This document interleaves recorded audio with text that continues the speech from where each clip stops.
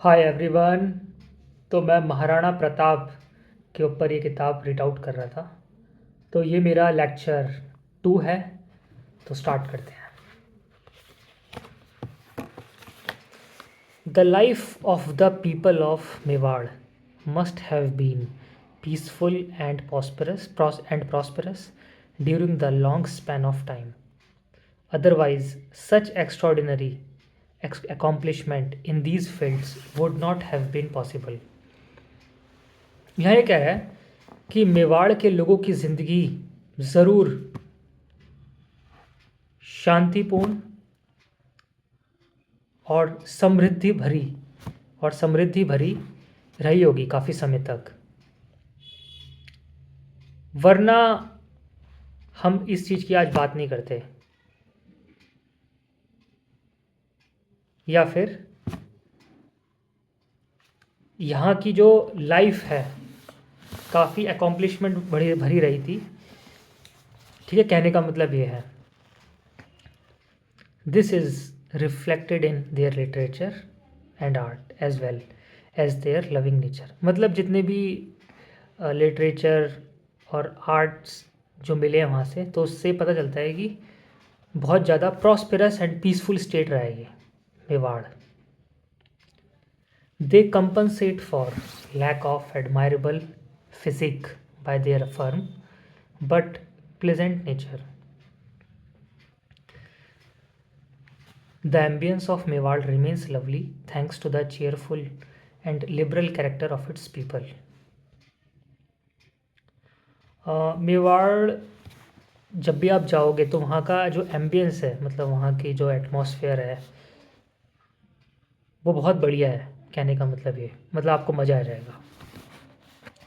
One may observe astonishing pieces of workmanship not only in the forts and palaces of Mewar but also in public utility buildings. आप जब भी मेवाड़ जाओगे और वहाँ के जब आप किलों के अंदर जब विज़िट करोगे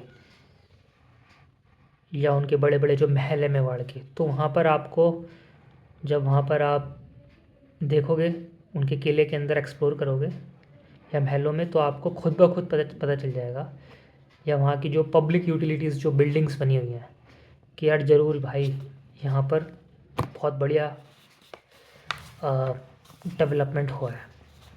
ठीक है। ruins of many structures which are still standing tall with their grandeur are testimony to the fact that Mewar was not only the land of the brave but also a seat of art and culture. वहाँ के structures के जो मेवाड़ के कुछ अब होता है ना, वक्त के साथ साथ अगर सरकार ध्यान न दे, वहाँ के लोग अगर वहाँ के बिल्डिंग स्ट्रक्चर्स पर अगर ध्यान न दें, मतलब उनकी अगर मेंटेनेंस ना कराएं, तो वो वक्त के साथ साथ ढेर हो जाते हैं, मतलब गल जाते हैं, सड़ जाते हैं। तो जितने भी वहाँ के स्ट्रक्चर्स दिखे हैं जो थोड़े मतलब थोड़े सड़ भी गए थे और थोड़ा डिट्रॉइट भी हो गए थे, तो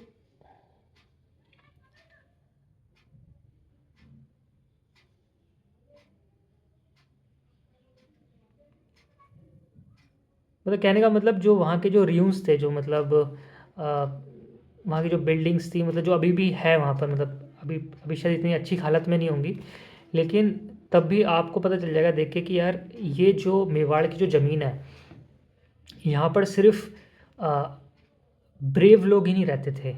यहाँ पर ब्रेवरी तो थी वहाँ के लोगों में, मतलब वो नीडर लोग थे वहाँ के मेवाड़ के, ठीक है, और अभी भी हैं।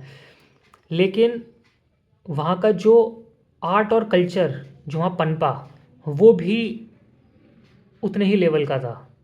मतलब आपको वहाँ लोगों में ब्रेवरी भी दिखाई दे रही है, वहाँ के लोग बहादुर भी हैं मेवाड़ के, और प्लस वहाँ पर जो आर्ट एंड कल्चर भी वहाँ पे काफ़ी फ्लरिश किया गया है। यानी कि इन दोनों चीज़ों का, bravery and art and culture, इन दोनों का कॉम्बिनेशन आपको मिलेगा मेवाड़ में। कहने का मतलब ये,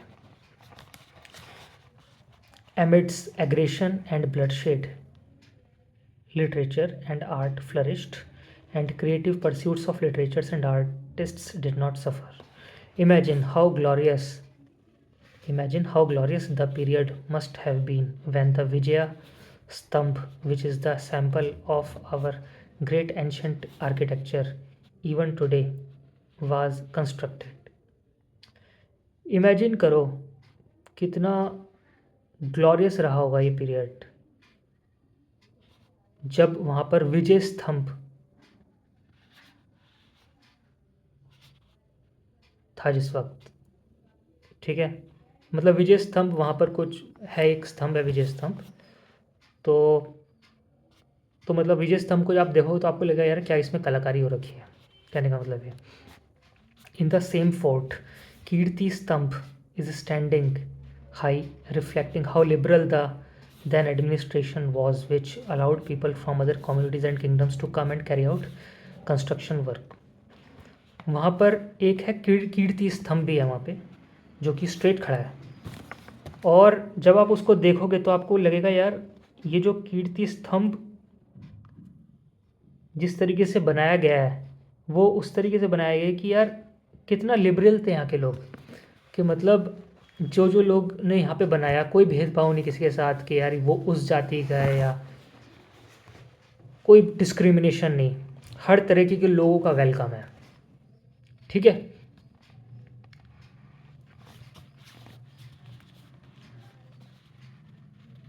It is useless to indulge in the debate whether the Vijay Stambh was constructed first or the कीर्ति स्तंभ।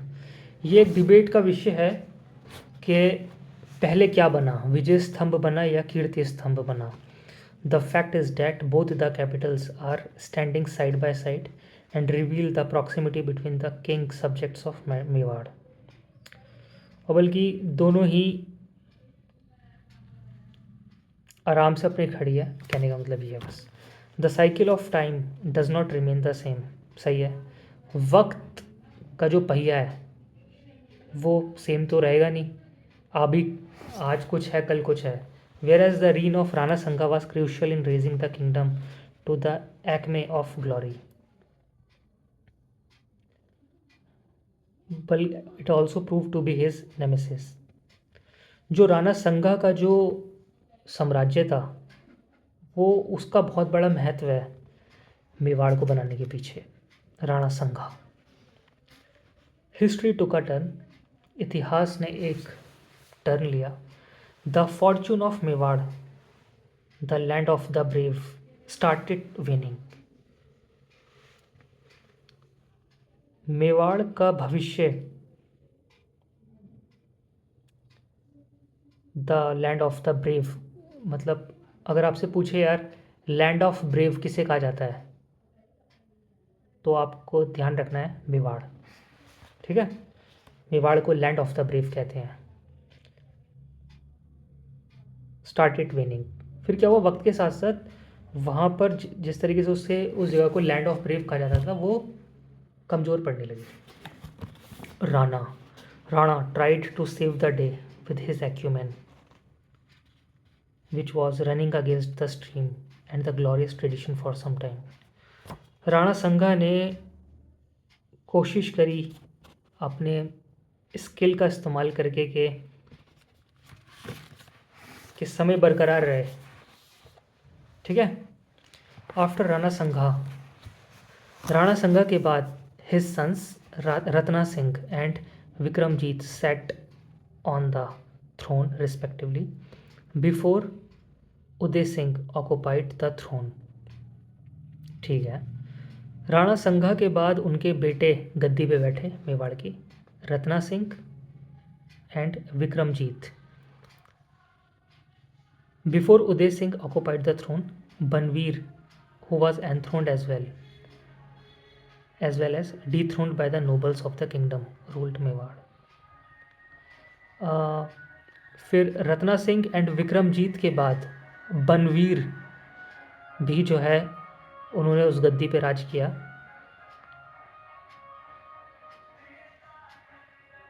लेकिन बनवीर को हटा दिया गया वहाँ के मंत्रियों द्वारा, ठीक है, मेवाड़ के। All three of them brought about such a mess that the fall of Chittor seemed imminent।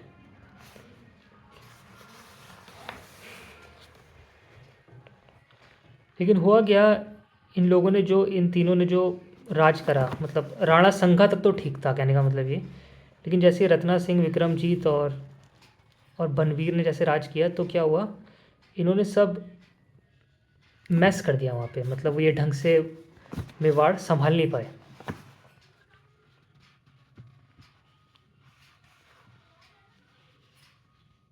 तो उससे क्या हुआ, चित्तौड़ जो है वो डगमगाने लगा। The reign of all the three kings were quite eventful but devoid of any glory. राज राज जो था इन तीनों राजा का काफ़ी अच्छा था, लेकिन कोई ग्लोरी नहीं थी। मतलब अच्छा था, लेकिन एक होता है ना, जैसे पहले वाली जो बात थी वो नहीं थी। By the time Uday Singh sat on the throne, जैसे ही उदय सिंह जो है गद्दी पे बैठे, the distinction that Chittor had of being as invincible fort no longer held water. जैसे ही उदय सिंह ने वहाँ गद्दी पे बैठे,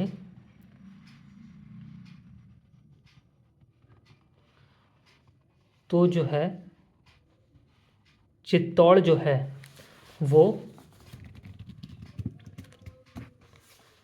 तो चित्तौड़ में कुछ, चित्तौड़ का जो वो किला था वहाँ पे पानी नहीं रख सकते, मतलब कुछ पानी का प्रॉब्लम था वहाँ पे, कुछ कहने का मतलब ये।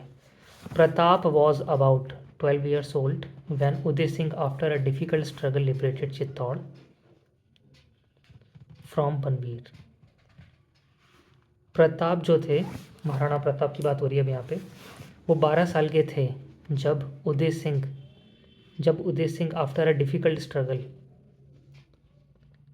Liberated Chittor from Banvir. जब उदय सिंह ने काफ़ी मुश्किल से चित्तौड़ को लिबरेट किया बनवीर से। Who had occupied the throne unlawfully, जिसने थ्रोन को ऑक्यूपाई किया था अनलॉफुली, ठीक है।